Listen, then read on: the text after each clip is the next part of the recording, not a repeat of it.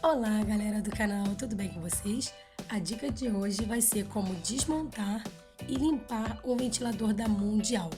Nós temos esse ventilador que ficou um tempinho guardado e ficou muito sujo. Então vamos lá para os materiais? Usamos uma escovinha de banheiro. Essa escova de roupa é opcional, não usamos, mas você também pode estar usando aí na limpeza. Uma buchinha, uma escova de dente e as seguintes chaves, FENDA e a Philips. E também usamos o detergente.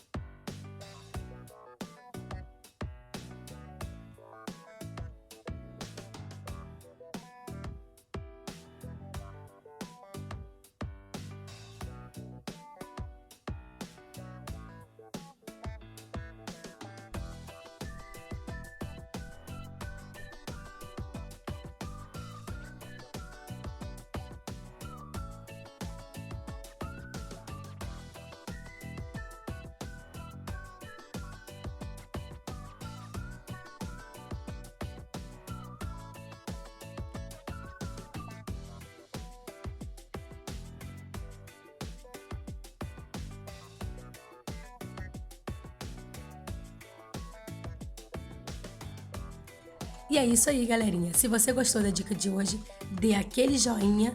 E se você ainda não é inscrito, se inscreva no nosso canal e ative o sininho das notificações para você ficar por dentro de todos os vídeos postados aqui.